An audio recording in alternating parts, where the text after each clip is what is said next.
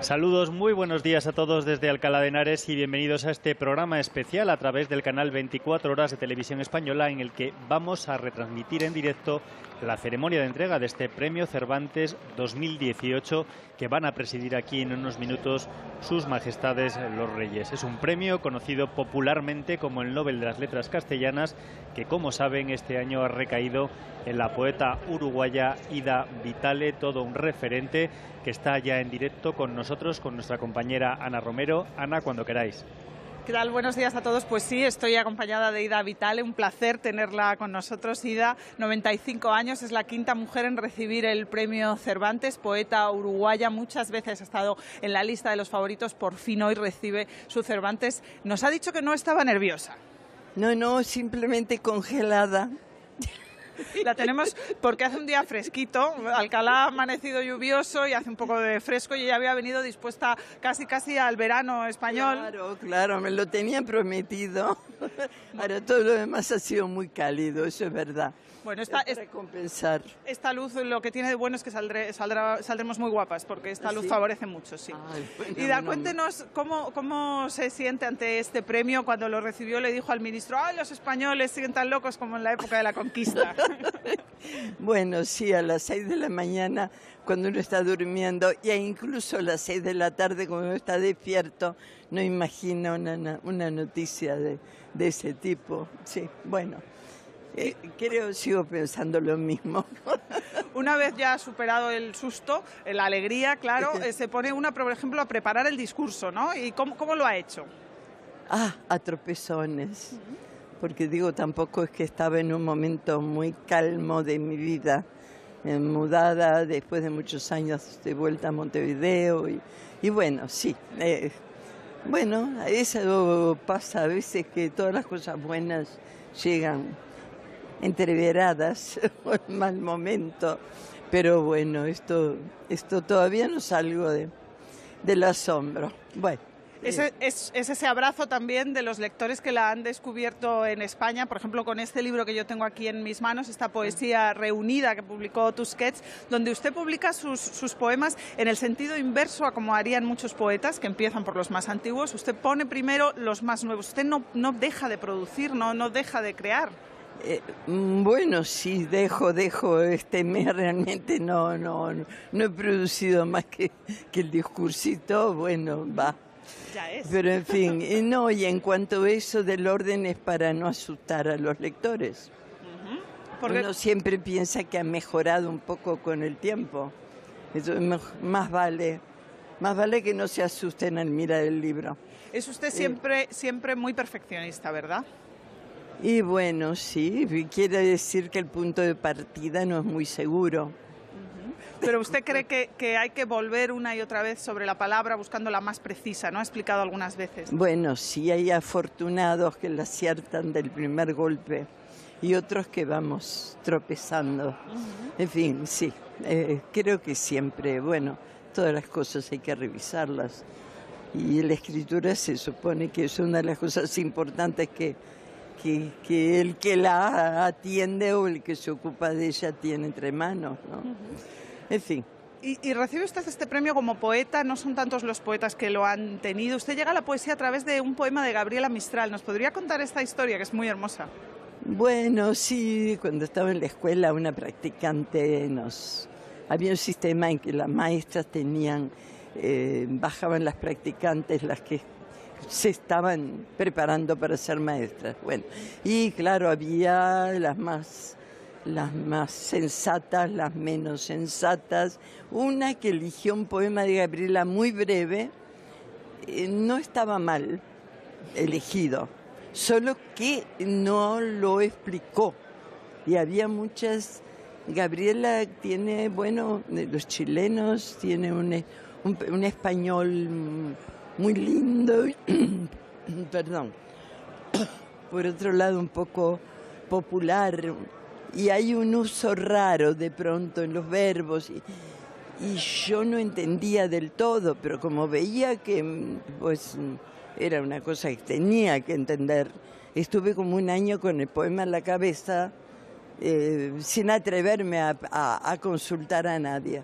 Entonces creo que eso fue una de las cosas buenas que me pasó, pues estuve un año dándole la vuelta hasta que consiguió comprenderlo. Y por otro lado aprendiendo que un poema da mucho de sí, aún un poema muy, muy pequeño.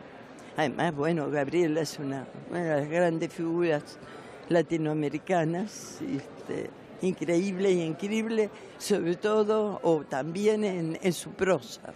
¿Y qué le parece el hecho de que hoy la poesía la representen también muchas mujeres, de que haya tantas poetas jóvenes que están uniéndose a la poesía? Creo que siempre hubo poetas, ¿no? Pero igual no había tan reconocida por el público joven. Por ejemplo, hay recitales de poesía que se llenan de jóvenes hoy en busca de la poesía. Las redes sociales están ayudando también a la poesía. Bueno, es probable, sí. De lo mucho sale, luego siempre hay un cernido. Tampoco creo que la poesía sea así tan de mayorías.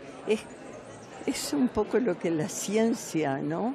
Hay que tener gusto y atreverse un poco, ¿no?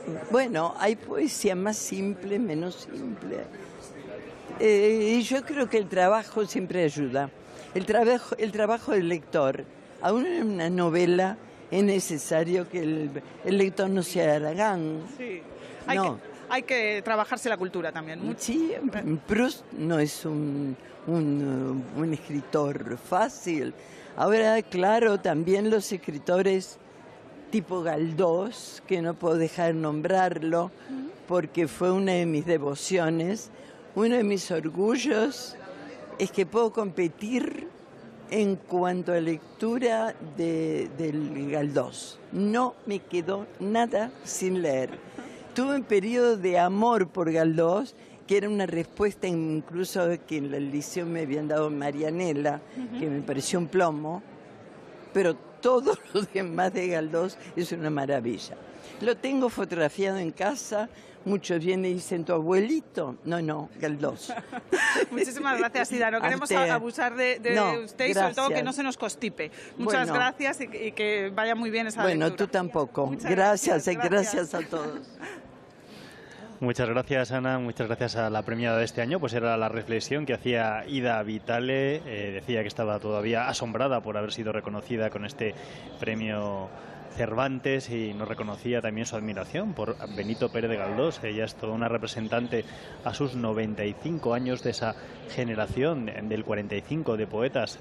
Hay que decir que fue alumna de José Bergamín, exiliado en Uruguay, y de hecho ayer ella depositó en esa caja de las letras del Instituto Cervantes 2 libros manuscritos del escritor español. También muchos de los que leen su poesía la comparan con la de Juan Ramón Jiménez. Ella también tuvo la oportunidad de conocerlo en persona. Como les digo, casi 100 años, 95 años, dan para mucho. Una vida larga, la de Ida Vitale, que como ella contaba ha regresado a vivir a su país, a Montevideo, a Uruguay, pero también la ha llevado a México, donde estuvo exiliada junto a su marido durante la dictadura cívico-militar de Uruguay. También ha tenido oportunidad de vivir en Austin, Texas, con su último esposo. Por lo tanto, han sido muchos los países que la han acogido y en los que ella ha podido dejar su impronta, su huella. Estamos esperando la llegada de los Reyes en los próximos minutos a este Paraninfo de la universidad para presidir la ceremonia en esta jornada aquí en esta ciudad universitaria nubosa, con lluvia. Hace la verdad que frío, 12 grados, no es lo habitual. Normalmente este premio Cervantes se entrega en una jornada soleada. Hoy, 23 de abril, jornada en la que se recuerda y se conmemora el fallecimiento de Miguel de Cervantes y también de William Shakespeare.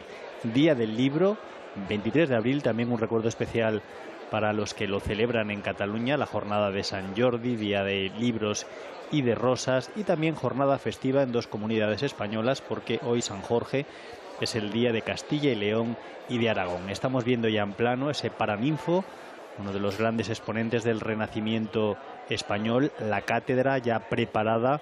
Es probable, lo más probable es que desde allí lo pronuncie el discurso Ida Vitale, un discurso que nos acaba de decir aquí en directo lleva preparando un mes en discursos en los que siempre hay referencia a la obra de Miguel de Cervantes y a la influencia que ha tenido también en la obra de los premiados de cada año. Sabemos que Ida Vitale ha venido acompañada de su hija Amparo y de 2 de sus nietas, a las que estamos viendo en imagen ya sentadas esperando que lleguen los Reyes. Acabamos de escuchar que han pedido a los invitados que apaguen los teléfonos móviles porque estarán a punto de llegar por los patios de esta universidad que, como saben, fue impulsada por el cardenal Cisneros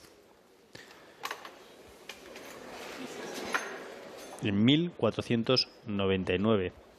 Hace ya más de 500 años. Esta Universidad de Alcalá de Henares es una de las más antiguas de Europa, junto a la Universidad de Salamanca. Por sus aulas pasaron, entre otros, Lope de Vega, Francisco de Quevedo o Tirso de Molina. También vemos ya ahí en plano a la administradora única de Radio y Televisión Española, Rosa María Mateo, también al exministro a Gabilondo, representante del Partido Socialista en la Comunidad de Madrid. Y en los próximos minutos ya estamos viendo movimiento por alguno de los patios de los compañeros gráficos. Harán su entrada los Reyes en ese patio intermedio, patio de los filósofos. Ya vemos a don Felipe en las señales que nos están llegando hasta este punto. El rey viene junto a la reina Leticia por parte del Gobierno, acompaña, y lo están viendo en directo, la vicepresidenta del Gobierno, Carmen Calvo. Había dudas hasta el último minuto de si estaría hoy aquí o no el presidente del Gobierno, Pedro Sánchez. Finalmente ha sido la vicepresidenta Carmen Calvo la que representará al Ejecutivo en esta entrega solemne del Premio Cervantes. También en esa comitiva vemos también al presidente de la Comunidad de Madrid en funciones, don Pedro Rollán, al alcalde de Alcalá de Henares, Javier Rodríguez, o al rector magnífico de esta Universidad de Alcalá de Henares, José Vicente Sanz. Vemos, por ejemplo, que como todos los años, don Felipe lleva en la mano izquierda el bastón de mando de la ciudad de Alcalá en un gesto de deferencia con la visita del jefe del Estado a esta ciudad universitaria, patrimonio de la humanidad. Como saben, se encuentra muy cerquita de la capital, muy cerca de Madrid, en la carretera de Barcelona, para todos aquellos que quieran visitarla. Abandonan el patio trilingüe,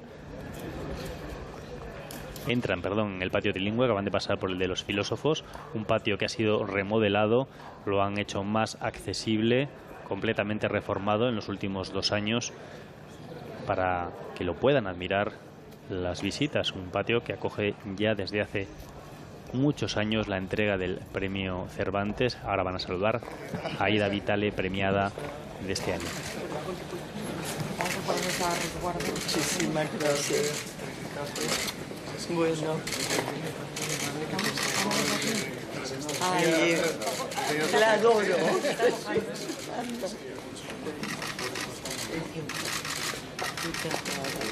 Vemos el saludo de los Reyes, a Ida Vitale, también en este momento de la vicepresidenta del Gobierno, del ministro también de Cultura, José Guirao, está recibiendo las felicitaciones, y el rey Felipe está, como ven, comentándoles que se van a realizar una fotografía de grupo a la entrada del Paraninfo de todas las autoridades con la premiada de este año.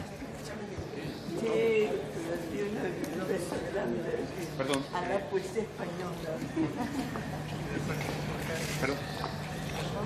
Vemos ya cómo se van colocando para esa foto.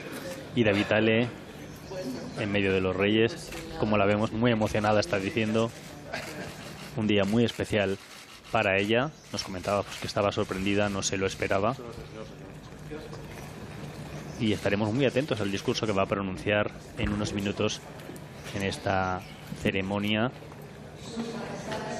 Se anuncia la entrada de los Reyes, que van a ocupar el lugar central en esa mesa.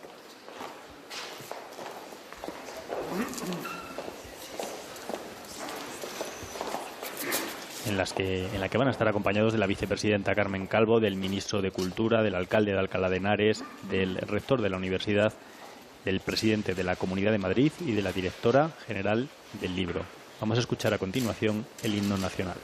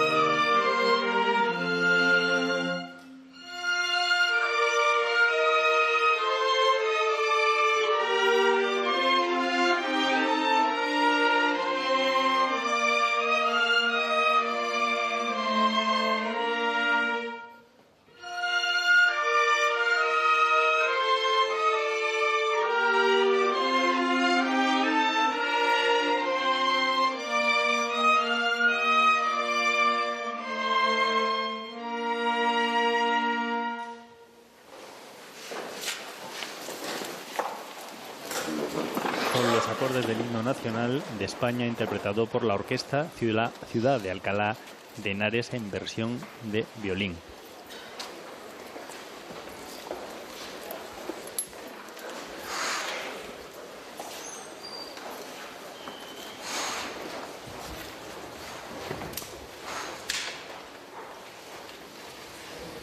Se abre la sesión. Tiene la palabra don José Guirao, ministro de Cultura y Deporte.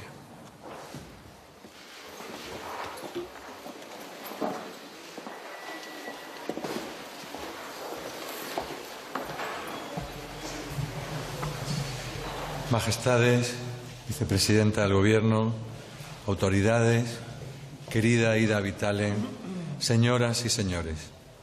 Es para mí un motivo de especial satisfacción y orgullo pronunciar por primera vez unas palabras de encomio a la obra que hoy distinguimos con el Premio de Literatura en Lengua Castellana Miguel de Cervantes. No hay en el ámbito iberoamericano un reconocimiento más aplaudido en nuestra lengua y por ello este galardón remata los sucesivos honores que Ida Vitale ha venido cosechando a ambos lados del océano. Para el jurado, el Premio Cervantes reconoce en su lenguaje uno de los más destacados y reconocidos de la poesía actual en español, que es al mismo tiempo intelectual y popular, universal y personal, transparente y hondo. Encumbra su trayectoria y nos recuerda entonces que en cada país de habla española sus libros son patrimonio artístico de todos sus lectores, de todos nosotros. Ida Vitale se cría en Montevideo, en un entorno familiar cultivado, de raíces italianas, que valora y promueve la educación y la igualdad, dentro de un país integrador, poroso, que goza de una democracia ejemplar y favorables condiciones económicas en los años 20 y 30. En esos años infantiles, la poesía irrumpió para convertirse en un designio. Ella misma lo ha contado. Aquella niña debe leer el poema Cima de Gabriela Mistral y no alcanza a entenderlo. Sin embargo, ese supuesto error pedagógico a su vez le impone un misterio. Se trata del misterio de la verdadera poesía que en su desciframiento nunca queda del todo revelada al plantear otros misterios continuados. Decenios después, supo describir perfectamente para sus lectores aquella iniciación. La poesía busca sacar de su abismo ciertas palabras que puedan constituir el tejido de cicatrización en el que todos andamos sin saberlo. En años recientes, Ida Vitale ha venido reiterando en Iberoamérica y España la importancia de aquel momento germinal y de su estímulo por un medio propicio que había dado en su país a Juana de Ibarburu, Delmira Agustini o Sara de Ibáñez, para referirse a la necesidad urgente de que esa misma experiencia pueda verse repetida en la formación de los niños y las niñas en los colegios de hoy, de que la atención continuada y las precisas preguntas que expone la poesía permitan no solo desarrollar una inteligencia feliz, sino nutrir la propia conciencia en este mundo actual que amenaza con nuestra paulatina deshumanización. A este respecto se refirió el escritor y académico José María Merino en el 7º Congreso Internacional de Lengua Española recientemente celebrado en Córdoba, Argentina. Allí sostuvo que en los programas no solo debe incluirse metódicamente la información acerca de las dimensiones universales de nuestra lengua, sino que convendría utilizar textos literarios panhispánicos como material de apoyo a lo lingüístico, y subrayó: ¿acaso nuestros países no desempeñan el papel que corresponde a otros en los aspectos tecnológicos e industriales? Pero sin duda, en el orden de la creación literaria no tenemos nada que envidiar a ninguna otra cultura, sino que hemos sido y somos creadores de muchas obras importantes.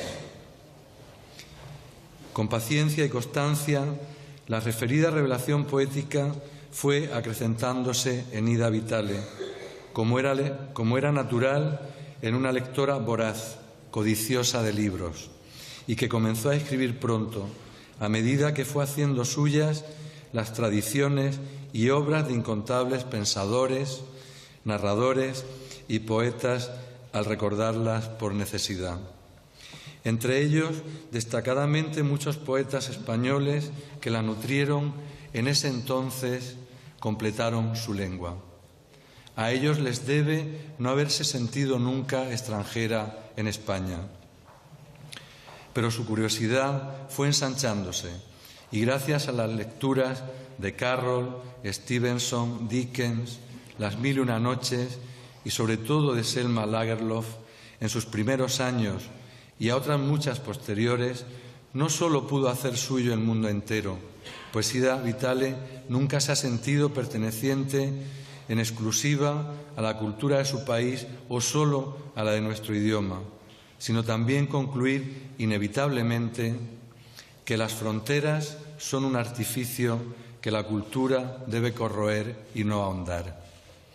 En las oleadas inmigratorias de españoles, de la diáspora judía, de franceses y de italianos que llegaron a la República Oriental del Uruguay en el siglo XIX y potenciaron, afirma nuestra poeta, el dinamismo espiritual de su país, dinamismo encarnado, por ejemplo, en el autor de los Cantos de Maldoror, el montevideano conde de Lautréamont.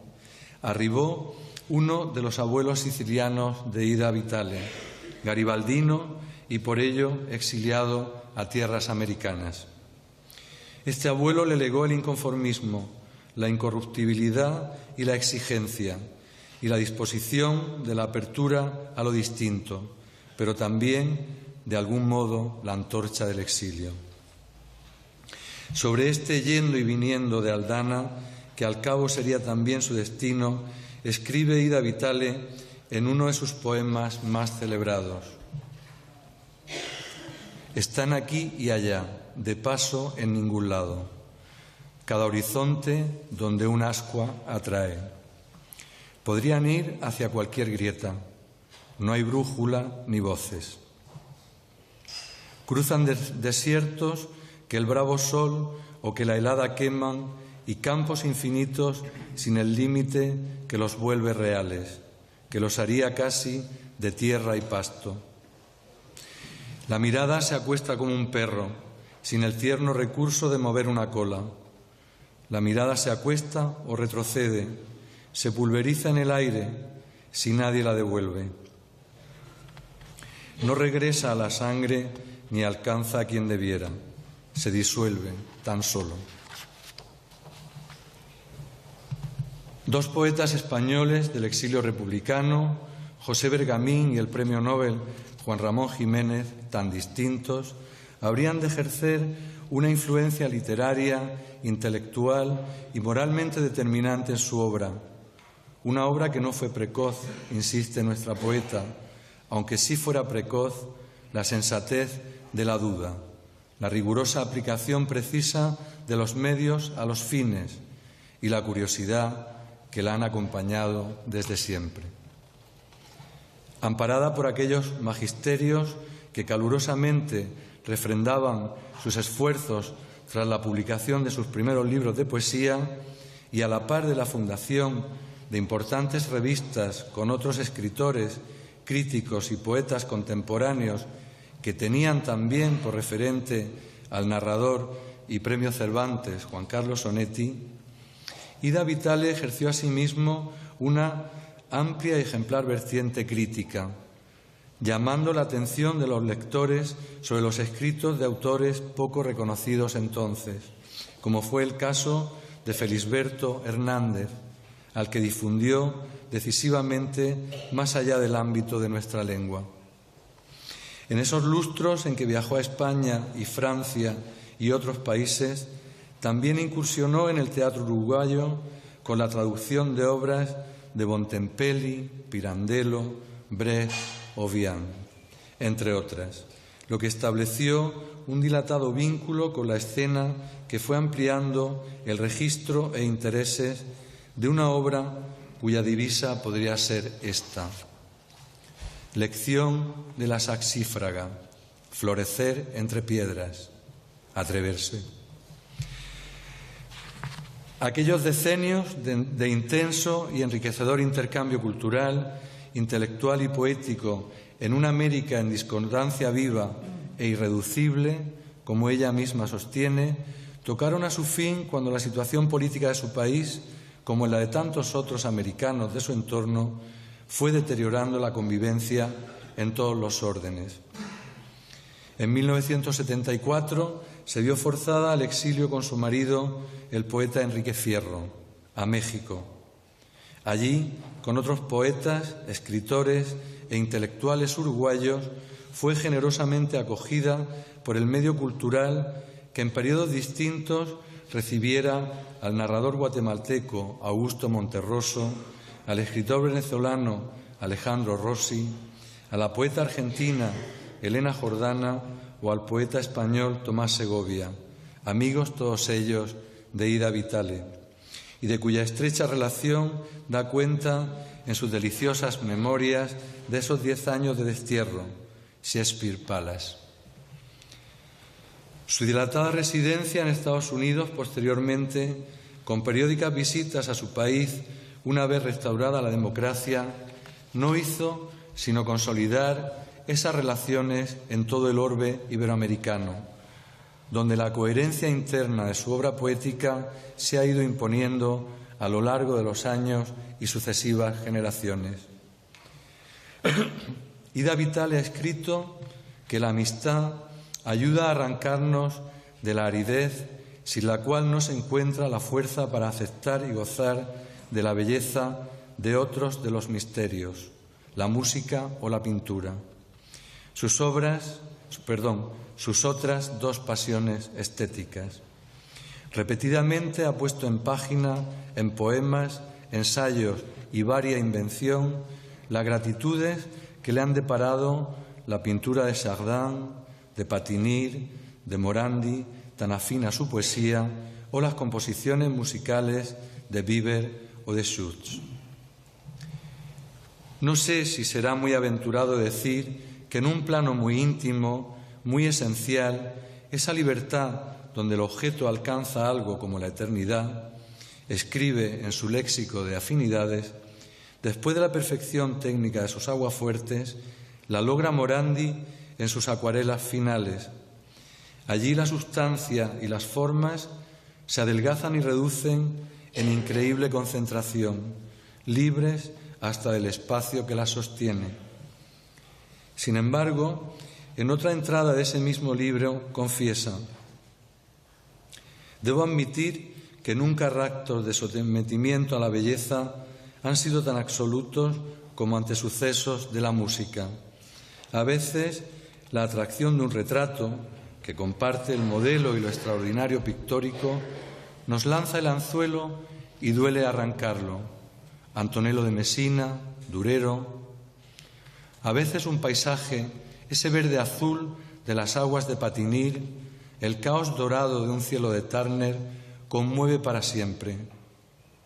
pero esa necesidad de respiro hondo, esa expansión del pecho que se siente vacío, ese seguir con nuestra ánima un ascenso al que no podemos sustraernos, ese no tolerar más tanta belleza, sin análisis posible, solo ante la música, solo dentro de la música. Su poesía experimental y clásica, crítica con lo hecho y lo que se está haciendo en la tradición literaria, con la moral y la política dominantes, que busca el sobresalto dentro y fuera del poema, poesía tan depurada que podría parecer intelectualizada, pero que en realidad está transida de un encanto secreto gracias a un lirismo herméticamente contenido y en conversación interrogativa con otras criaturas, sean o no humanas, es una conjunción de agilidad y ensueño, juego y rigor, precisión y misterio, porque en ella importa tanto lo dicho como lo que se deja sin decir.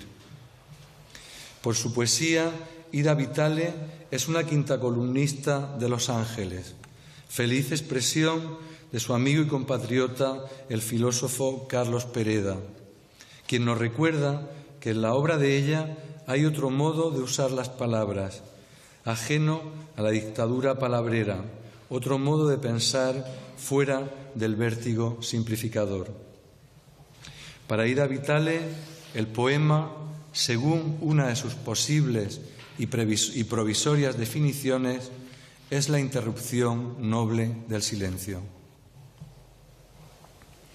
En el aire estaba impreciso, tenue, el poema. Imprecisa también llegó la mariposa nocturna, ni hermosa ni agorera, a perderse entre biombos de papeles.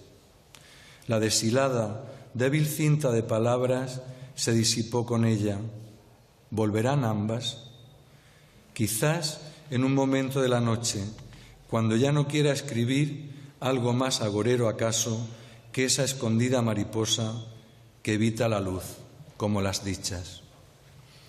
En 2015 publicó una antología con un título no exento de su habitual sentido del humor, Cerca de 100, la cual incluía mucho más que un centenar de poemas. En pocos años podremos celebrar con ella su siglo, todo suyo. Mientras tanto, el más alto homenaje necesario, el Premio de Literatura en Lengua Castellana Miguel de Cervantes, con el que reconocemos su obra para otros siglos venideros. Gracias.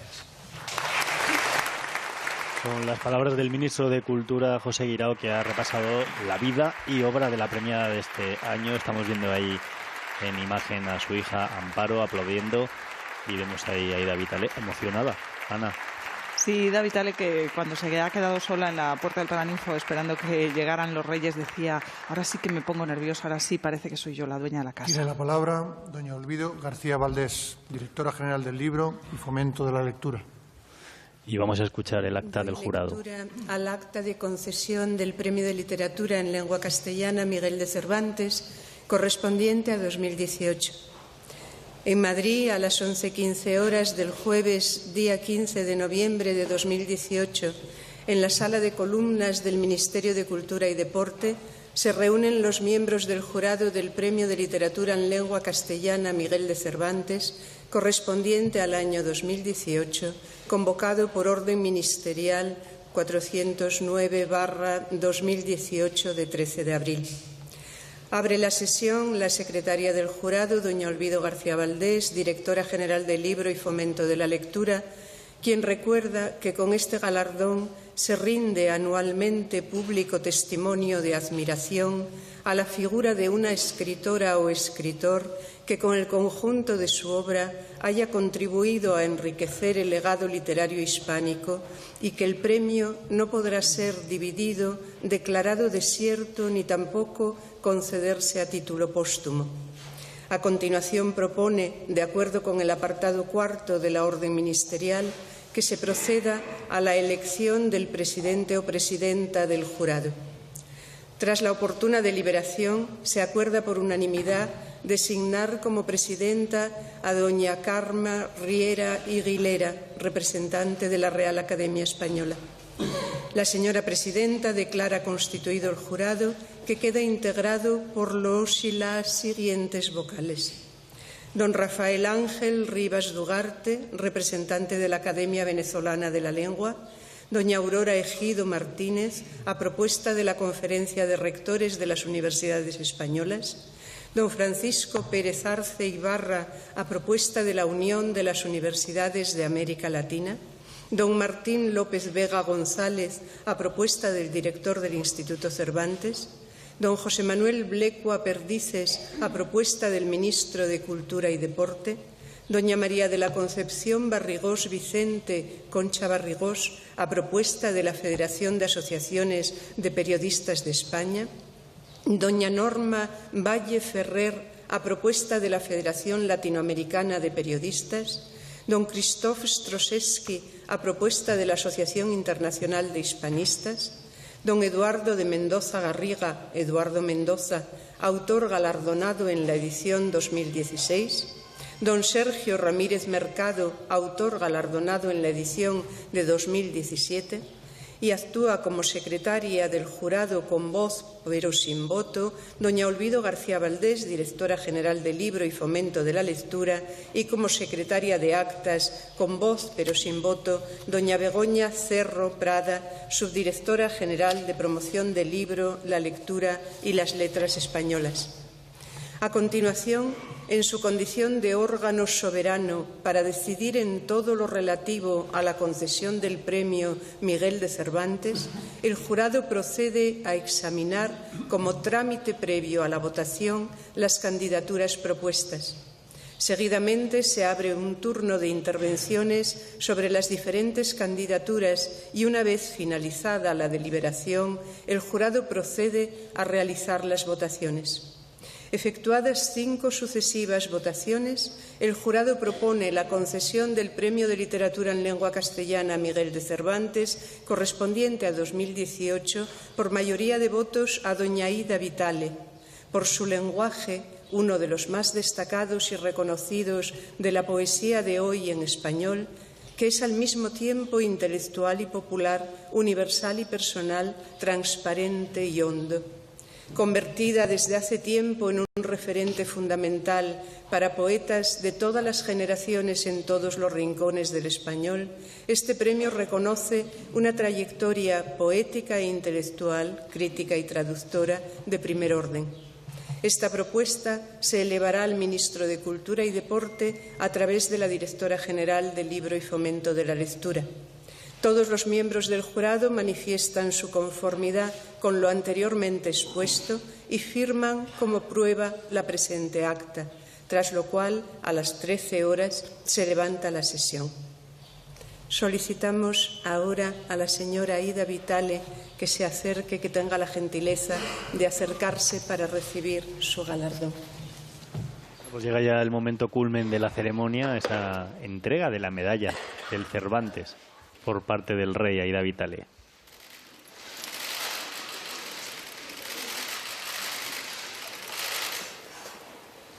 Y recibe ya la felicitación también de la reina.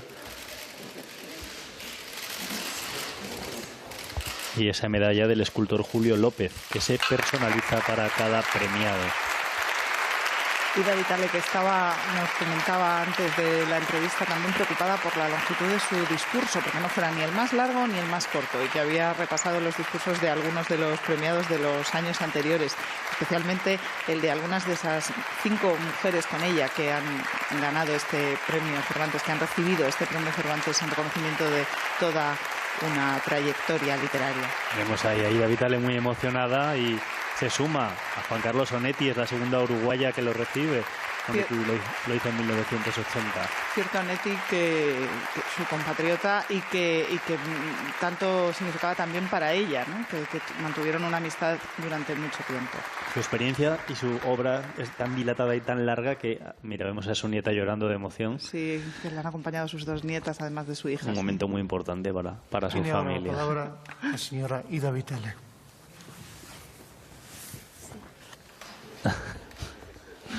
Vamos a escuchar su discurso. Finalmente ha optado por pronunciarlo desde la cátedra. No sabíamos si lo iba a hacer o no, pero como ven está perfectamente ágil y ella ha querido hacerlo desde ahí. Así es que hace honor a ese apellido, ¿no? A Vitale, a esa vitalidad. Ida, que también en alemán significa, su nombre tiene un significado relacionado con la mitología. Es una diosa guardiana de las manzanas que daban a los dioses de la eterna juventud. Vamos a escucharla. En realidad, en este momento, leer algo no me nace, me nacería, no sé, abrazar, decir cosas que serían absurdas y desacomodadas, pero que me saldrían del alma. Bueno, majestades, autoridades, señores y señoras del jurado, señores míos en general, que con su presencia me aceptan y agasajan. Debí pensar y escribir lo requerido para una ocasión que, habiéndome llegado tarde, realmente me sorprendió. Pudieron sobrar oportunidades de imaginarla, pero muchas cosas obvias y muy poco concebibles requisitos me hubieran llamado a un sensato equilibrio. Pero lo inconcebible llegó en un momento en el que la opacidad del descenso imprime en mi vida una geometría ilógica e imprevistos recaudos. Acepto que el azar o un orden regido por una mágica fusión de benévolos caprichos me han señalado, como en una época aceptábamos algún suceso generoso con alguien muy querido que ya no está a mi lado, suponiéndolo, así decíamos, manifestación de un eón bien dispuesto. Ahora, seres benévolos y palpables movieron las piezas de un superior ajedrez, situándolas en posición favorable, y acá estoy agradecida, emocionada. Recuerdo mis inquietudes en un camino de montaña alto y estrecho por el que me llevaban en auto a una velocidad que me pensaba inadecuada. No era un sueño. Esto, claro, tampoco lo es. Por eso mismo prefiero ser consciente y agradecer, claro, en español, cosa que además es un valor añadido a la felicidad de este instante. Quizás suene raro eso de agradecer en español, pero es una guiñada a un escritor muy querido chileno que se quejó de haber tenido que agradecer en alemán y lo dijo al mundo. Bueno, busco una más cómoda aceptación interior de lo nada esperado, ya que suelo ser escéptica y descreo con familiaridad de tantas cosas. Pero a la vez tengo una fabulada confianza, sin duda de origen remoto, infantil, en los pequeños desajustes con lo racionalmente ordenado, en las coincidencias, sin siquiera razonarlo mucho. Estos días, casual y repentinamente, me tocó oír 2 veces pompa y circunstancia, pese a que Elgar no es un músico que integre mi parnaso musical establecido, frecuentado. También ya de regreso definitivo a Montevideo, ordenando y reordenando la biblioteca, no dejé de detenerme en la sección cervantina, en las diversas ediciones repetidas de Don Quijote, conservadas por distintos motivos todas, cuando las reiteraciones de otros autores suelen ser rápidamente corregidas, siempre en busca del espacio que tanta falta me hace. Pero este tema de las coincidencias, casualidades o registros orientados o obsesivos integran el capitulito poco analizado y compartido, en general reservado, de las manías personales. Los libros que integraron una biblioteca mía, forrada y presuntuosamente numerada, eran libros para niños, algunos pronto relegados. En virtud de un proyecto claramente pedagógico, me correspondía limpiar un pequeño librero abierto del escritorio los sábados por la mañana. Tenía toda la mañana, todo el tiempo por delante. Mucho de su contenido no estaba en español.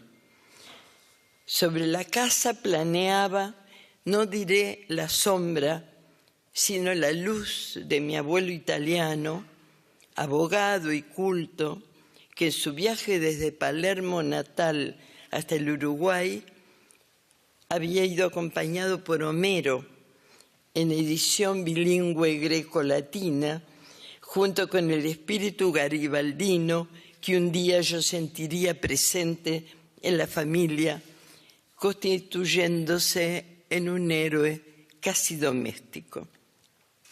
Es pues normal que entre los primeros embelezos en el campo de los libros adultos aparezca Ariosto, cuando ya la imborrable profesora de italiano me hubiese permitido tantear por mi cuenta, con abuso del diccionario, sus fantasías gratísimas. Le donne, i cavalier, l'armi, l'amore.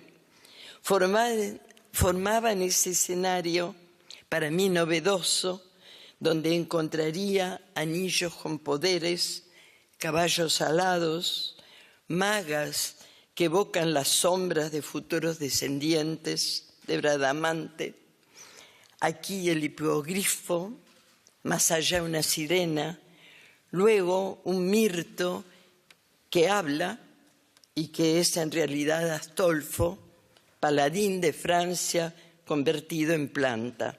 En fin, que este mundo de transformaciones que a cada paso surgen irreales me encanta, pero no me prepara ni siquiera para la Galatea.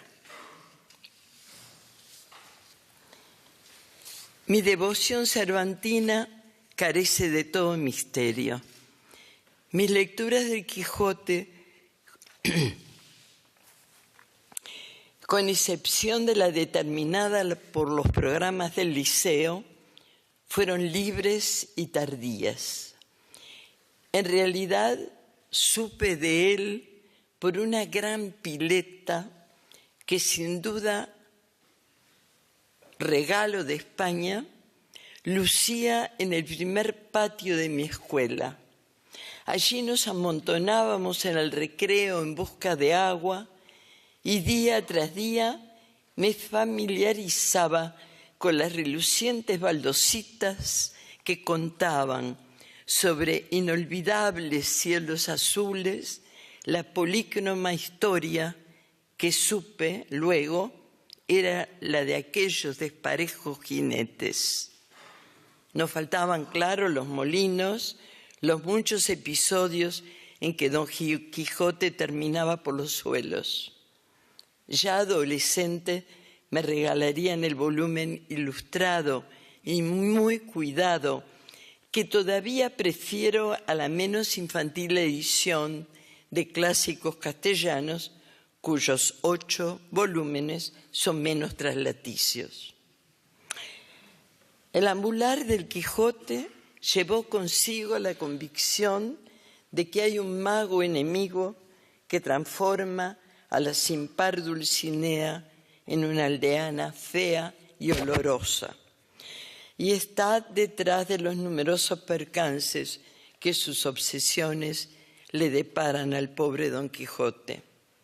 Pero qué discreción, qué respeto muestra Cervantes por su personaje. En vez de rodearlo de magia y de hechizos auxiliares, de poner a su héroe a disposición de tortuosos espíritus malignos, hace que una y otra vez todos sus tropiezos nazcan de sí mismo, de esos deslices, de sus nítidas construcciones mentales, del adquirido delirio causado por peligrosas lecturas, deslices que tanto pasman, fascinan y encabritan a Sancho y lo llevan a someterse una y otra vez a la voluntad de quien lo arrastra a aventuras del todo ajenas. Se suele aceptar como buena la motivación dada por Cervantes para su Quijote de desprestigiar las novelas de caballería, pero no hay que olvidar la cuna desdichada que su obra tuvo. Argel, Sevilla, fantasía, desengaño, es decir, preso, pobre, enfermo, sin la protección que dedicatorias a altos señores podrían haberle guardado, como José Echeverría singulariza el periodo de su escritura. La concepción de un personaje que va libre por el mundo, fraguando su vivir, aunque de error en error. No, de otro personaje, el cautivo, dice: jamás me desamparó la esperanza de tener libertad. Debería ser un respiro, aunque al fin para él todo concluya en la verdad innegable, y al fin paráis en sombra, en humo, en sueño, como concluye uno de los sonetos que cierran la primera parte. Pocos personajes han sido como Quijote, habitados más que obsedidos por lo real, porque aún lo que es astuta malquerencia, vestida de supuestas precipitaciones mágicas, tiene detrás acciones de criaturas humanas que pueden ser malignas y burlonas, pero siempre comprensibles, terrestres y sin inexplicables auxilios divinos. Muchas veces lo que llamamos locura del Quijote podría ser visto como irrupción de un frenesí poético, no subrayado como tal por Cervantes, un novelista que tuvo a la poesía por su principal respeto. Pero podríamos poner en la boca del por lo general descalabrado personaje unos versos muy posteriores de Baudelaire. J'ai gardé la forme et l'essence divine de mes amours décomposés. Cervantes, como precisa José Miguel Marinas, es el primer alegorista de la ética moderna y va sobreviviendo a las menguantes transformaciones de esta. Mis lecturas de Quijote, con excepción de la primera, dispuesta por lo programado por la enseñanza, o bien pudiera ser por el paciente tío Pericles, que así se llamaba, al que recuerdo bien dispuesto a traducirme Goldoni y soportar mis protestas como sortear un pasaje considerado no apto para mi edad. Pero no me gustaba que se me leyera, cosa a la que me veía reducida porque muchos de los libros de los que podía disponer no estaban en español. Crecí no a la sombra, sino a la luz de mi abuelo italiano, a quien no llegué a conocer. Pero mis primeros embelezos, sí, los debía a Ariosto. Más tarde llegaría un Dante ya obligatorio, cuyo humor para mí inexistente se reducía al pape satán, alepe, además incomprensible. Ya entenderán mi entusiasmo, mi devoción total, cuando intimé con aquella pareja española tan tiernamente compatible entre sí y con una lectora inocente y deseosa de amistades literarias a su alcance, ese Quijote y ese Sancho que hablaban de otra manera, que acepté de inmediato, como un lenguaje que me integraba a un mundo en el que sola me sentía acompañada, capaz de manejarme en él como si fuese el mío propio. En el Persiles y Sigismunda dice Periandro: la salsa de los cuentos es la propiedad del lenguaje en cualquier cosa que se diga. Todavía me felicito por haberme interesado más que en las aventuras, en el lenguaje en que me eran contadas. Virtud siempre lograda de Cervantes ha sido no echar mano de milagros de los usuales en las novelas que no se privaban de gigantes y monstruos, cuando un argumento descontrolado la requería.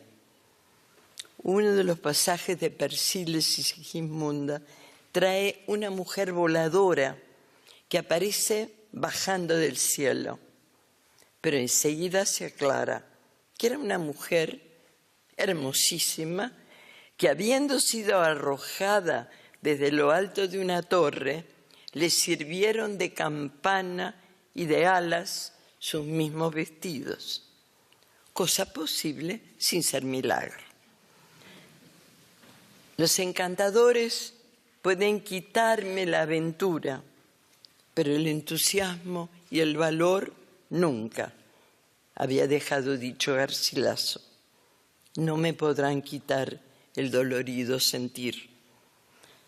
Lo que se ha llamado perspectivismo lingüístico alude al hecho de que cada personaje se ha visto a través de su lenguaje por el que está pintado, completado, dentro del acabado empaste que fluye por una obra de pasmosa unidad.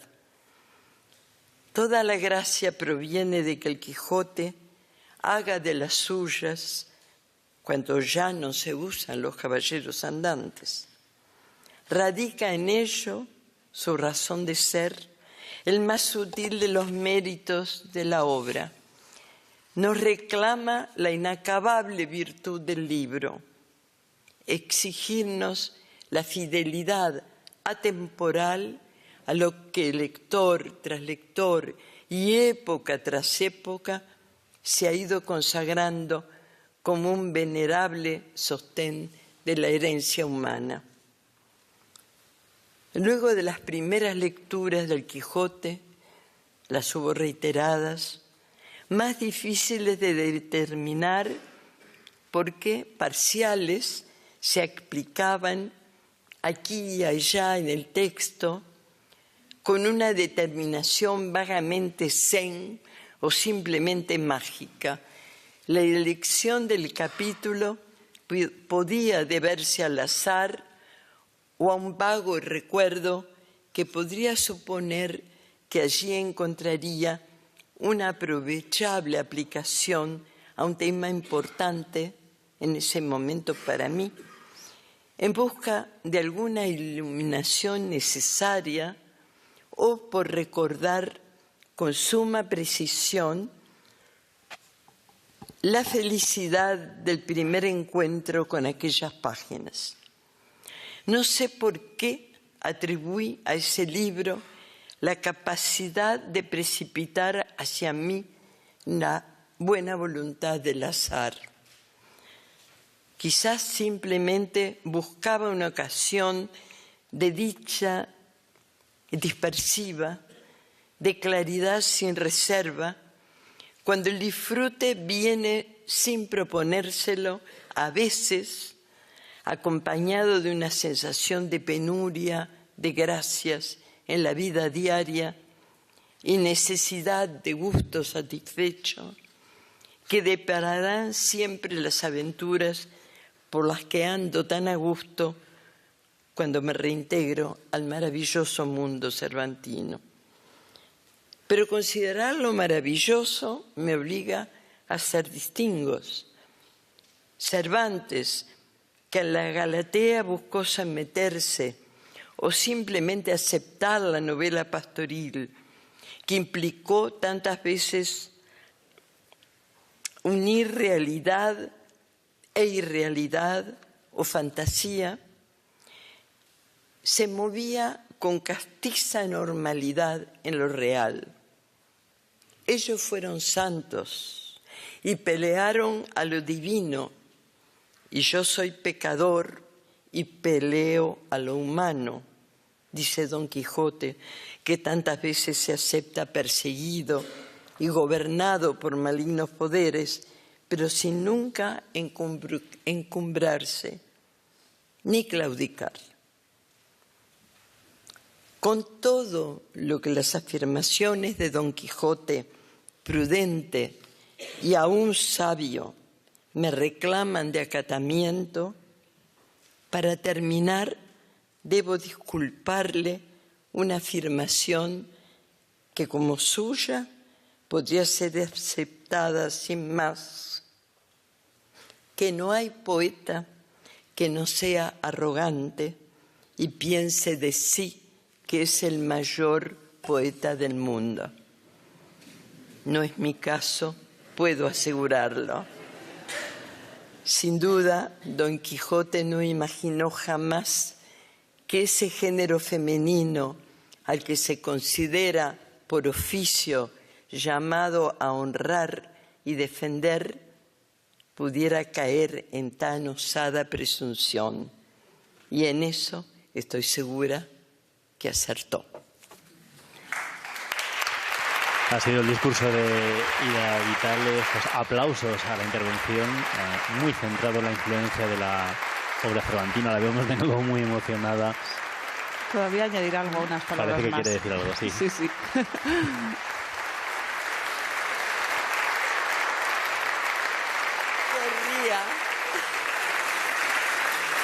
Querría hacerme perdonar la audacia de venir aquí y a este lugar y meterme a hablar de Cervantes. Perdón.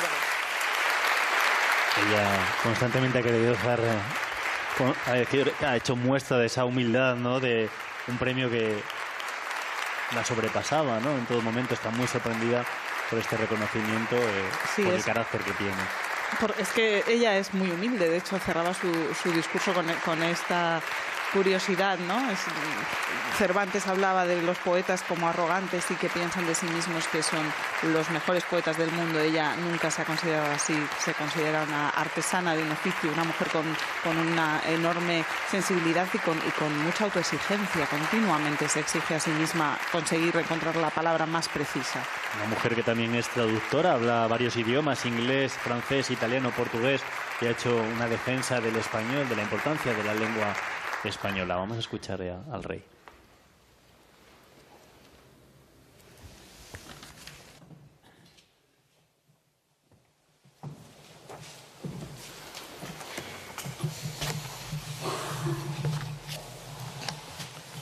Señora vicepresidenta del Gobierno, señor presidente en funciones de la Comunidad de Madrid, señor ministro de Cultura y Deporte, rector magnífico de la Universidad de Alcalá, alcalde, señor alcalde de Alcalá de Henares, señora directora general del Libro y Fomento de la Lectura,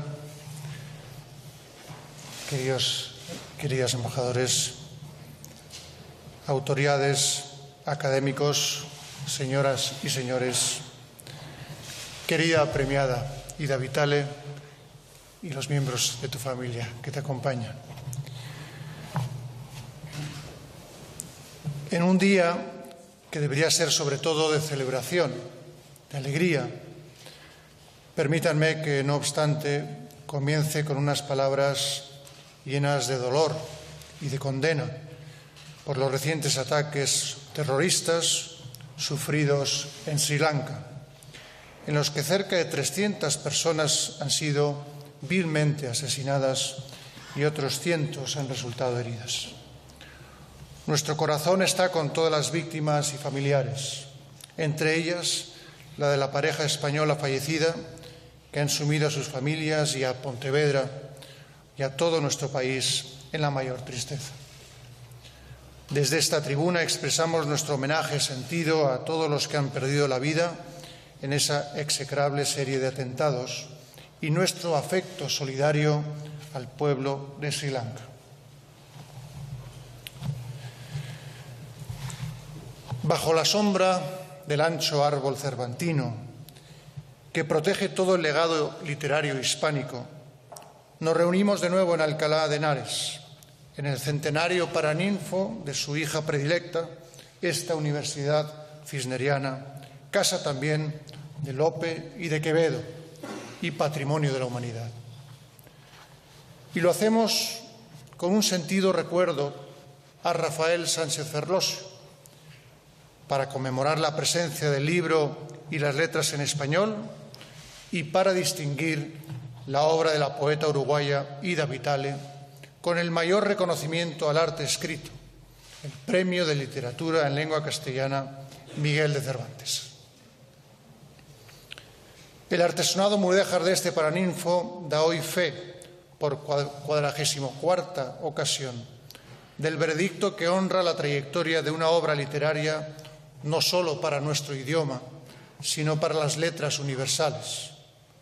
El Premio Cervantes ha distinguido desde 1976 la poesía, la narrativa, el pensamiento, la varia invención de la palabra en el conjunto de naciones que, como ramas entrelazadas, se extienden desde el tronco del español.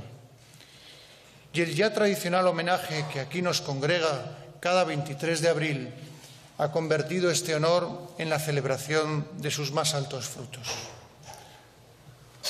De tan alto y subido entendimiento, escribe de su Galatea Cervantes, en esa novela que intercala prosa y verso, tradicional ensamblaje ejecutado armoniosamente también en algunos libros de nuestra galardonada. El autor de tantas novelas ejemplares inserta casi al final el célebre Canto de Calíope. En él se enaltece a varios poetas de su tiempo, entre ellos al entonces considerado primero de Nueva España, Nuevo Apolo lo llamaba, Francisco de Terrazas, y al peruano Martínez de Rivera. Porque el adelantado Cervantes supo, como ha sabido siempre Ida Vitale, y sabemos ya todos, muchos siglos después, que esta lengua es tan propia de América como de España, porque todos los hispanohablantes somos corresponsables de la cultura que en ella se expresa, una cultura que es manifestación de unidad en la diversidad. Uno de los maestros complementarios de Ida Vitale, como le gusta llamarlo, el escritor José Bergamín, valoraba muy especialmente y a contracorriente la poesía de Cervantes. Y así procuró inculcarlo al grupo de jóvenes y oyentes fieles en la nueva Facultad de Humanidades y Ciencias en Montevideo a finales de los años 40. Siendo un maestro nato, ella recuerda, más que puertas habría esclusas por las que llegaba una tumultuosa crecida de aguas. Y fue para sus compañeros de generación todo lo sutil que necesitábamos para entrar en las complejidades de un tejido cultural inabarcable. Y aunque Ida Vitale había ya dado a la luz sus versos en la adolescencia, su primer libro de poesía, Luz de esta memoria, la situó en lugar muy destacado a los 26 años de edad. Bergamín entendió de inmediato su talento. Asombras si iluminas, escribió en un acróstico para saludarla en 1947. Ese asombro, producto de la iluminación de una obra desplegada a lo largo de 7 décadas, es lo que ha laureado el veredicto del jurado, una obra convertida desde hace mucho tiempo en un referente fundamental para poetas de todas las generaciones y en todos los rincones del español. Pues el afán de universalidad de nuestro idioma, en el que se expresan 577 millones de personas de distintos países y climas, separadas y al mismo tiempo unidas por vastos océanos o cordilleras, anula las diferencias. Esa universalidad nos acoge como miembros de una gran familia y se manifiesta en toda su plenitud en la lengua literaria desde hace siglos, en la fraternidad de los diversos y cambiantes estilos que vinculan a Juana Inés de la Cruz o Teresa de Jesús con Gabriela Mistral o María Zambrano, y a ellas con sus lectores pretéritos, presentes y sobre todo futuros. El otro maestro complementario de Ida Vitale, nuestro premio Nobel Juan Ramón Jiménez, tras su visita como un cometa al Uruguay, escribió a propósito del segundo libro de Vitale, Palabra dada, que había llenado su nombre de misterio y encanto. Ella, a su vez, creía y sigue creyendo que la España del siglo XX no ha dado poeta mayor que Juan Ramón Jiménez y que su última lección poética sigue siendo inagotable. La búsqueda de la transparencia de los años finales del poeta de Moguer ha sido modelo permanente, aunque conseguida por medios distintos, en la obra de esta poeta uruguaya y universal. Ella sostiene que cada escritor escoge su tradición. El intercambio, el respeto mutuo y el acceso plural al conocimiento de sus años juveniles en el Uruguay son un ejemplo de cómo en periodos felices se fue creando y a la postre consolidando el espacio iberoamericano como un ámbito propio y singular, cuya identidad se arraiga precisamente en la lectura y su cultura, en la lengua, en una cultura de culturas, solidaria. En décadas recientes, nuestra cultura de culturas desplegada en este idioma ha vivido un auge sin precedentes y nos augura que el creciente interés y entusiasmo de otras naciones por hacerlo suyo consolidará al español como la segunda lengua de comunicación internacional, gracias también al esfuerzo conjunto de numerosas instituciones que velan por una difusión enaltecida con las virtudes de sus hombres y mujeres de letras. Su continuo enriquecimiento desde su origen en la península hace un milenio y la nueva savia que la nutre en las fértiles tierras americanas desde hace siglos nos identifica en su asombrosa multiplicidad y apertura. Lo que no podían sospechar los maestros complementarios de Ida Vitale es que ella también se vería obligada a trasterrarse décadas después con su marido, el poeta Enrique Fierro. Su destino fue México, un país de acogida que a su vez se benefició de la presencia de escritores, intelectuales y artistas, primero españoles y décadas más tarde de uruguayos y de otras naciones iberoamericanas en dramáticas y dolorosas circunstancias. En esa nación siempre solidaria que ha calificado de su segunda patria, trabó honda amistad e intercambio con dos poetas de muy grato recuerdo y que la precedieron en este máximo reconocimiento: el mexicano Octavio Paz y el colombiano Álvaro Mutis. No cesó de mantener vínculos con ellos, sus revistas y su país de adopción, ahondando en sus fundamentales afinidades cuando se estableció durante más de 30 años en la ciudad de Austin, Texas, a unos pasos de una de las grandes bibliotecas universitarias del mundo, cuyo acervo iberoamericano hizo extensión de su apartamento y junto a la cual escribió una buena parte de la obra en verso y prosa que acrecientan y ennoblecen fundamentalmente ese patrimonio. Recientemente, el novelista Gonzalo Celorio, director de la Academia Mexicana de la Lengua, recordó que una lengua surge de la naturalidad del habla. No es otra que esa natural voluntad de intercambio la que ha visto crecer desde hace siglos, sin prisa, pero sin pausa, ese patrimonio en otras ramas del español en los Estados Unidos, donde se estudia, se aprende y es vínculo actual de comunicación familiar y profesional de millones de personas. Hay muchas cosas en nuestro mundo de qué alarmarse, escribió el filólogo Antonio Alatorre hace 40 años, pero el español no es una de ellas. Y aunque desde las instituciones valiosos proyectos esperan su realización y otros su consolidación para el engrandecimiento del idioma en su continua expansión, esta lengua viva y vivaz goza de buena salud. Sin prisa pero sin pausa también, a sus 95 años, Ida Vitale ha visto crecer una obra exacta y mágica a la vez que se ha impuesto por sí misma, persuadiendo a todos.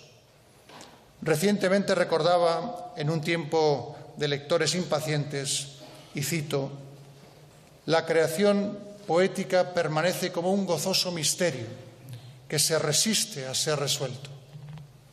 Pero añade que el placer de su desciframiento entusiasta libera una misteriosa energía que mueve no solo páginas poéticas, sino también la buena prosa del mundo. Cuentan que, jovial y aguda, le gustaba pasear largamente por las calles de sus ciudades, México, Austin, Madrid y ahora de nuevo Montevideo, a la que volvió definitivamente hace 2 años. Fiel a su hábito infantil de asombro ante el mundo que acompaña incluso a los humanos desentendidos de inútiles minucias, Ida Vitale se detiene con atención precisa, de naturalista y de poeta, ante cada criatura, planta o animal, para conocerla o reconocerla en sus siempre renovados detalles. La presencia de sisontes, gorriones o burracas, de limoneros, sauces o eucaliptos, motivos heredados de una tía botánica que también le legó el nombre, es constante desde su primer poemario hasta su última poesía reunida. Y también en un libro dedicado a toda esta peregrinación por nuestro decoroso paraíso, por la riqueza y tensión espiritual que posibilita valorar urgentemente el mundo prodigioso de las criaturas no humanas que aún nos acompañan. Un niño extrae a la larga más y mejores modos de diversión de una lupa que de un triciclo, afirma nuestra poeta. De su atención detenida, de su naciente curiosidad, nacen muchas cosas. Para empezar, su propia intimidad. Yo diría, dice Ida, que en ella renace la civilización. Señoras y señores, el árbol de nuestra civilización iberoamericana nos ampara en su continuo crecimiento porque brotan nuevas, verdes ramas, como la poesía de Ida Vitale, ampliando las frondas del ancho tronco del idioma. Saludamos entonces a nuestra jovial y ejemplarmente vital poeta, a nuestra entrañable premiada Ida Vitale. Gracias. Son las palabras de don Felipe de elogio a la figura de Ida Vitale, un discurso en el que el rey ha puesto énfasis en la universalidad de nuestro idioma. 577 millones de personas de distintos países, separadas por océanos, pero en el que en la misma lengua, dijo el rey, se anulan las diferencias. Vemos a Ida Vitale dándole las gracias. Una lengua que ha dicho es tan propia de América como de España. Muy emocionada con el discurso del rey Ida Vitale. Se siente, ha dicho, muy arropada en su estancia en España y siente mucho el cariño que le están demostrando en todos estos días que lleva en nuestro país. Veíamos allá las nietas de Ida Vitale, Ana. Sí.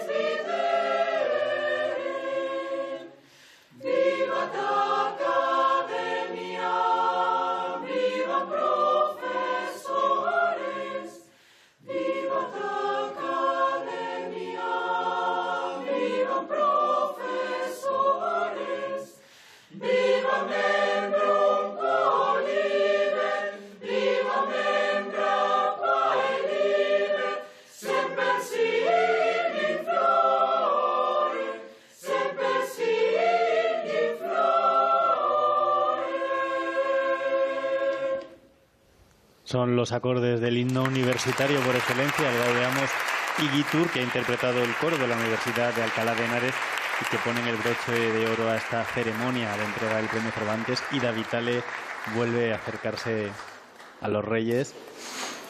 Sí, decías antes, veíamos a sus dos nietas, a Nuria y Emilia, que han venido acompañando a su madre, Amparo, a la hija de Ida Vitale. Una de los dos hijos que tuvo con el poeta Ángel Rama, ya fallecido. Su otro hijo es Claudio, que no ha acompañado en esta ocasión a Ida Vitale a recoger el premio. Ella quiere darle las gracias constantemente a don Felipe y a doña Leticia, muy cariñosa, muy cercana.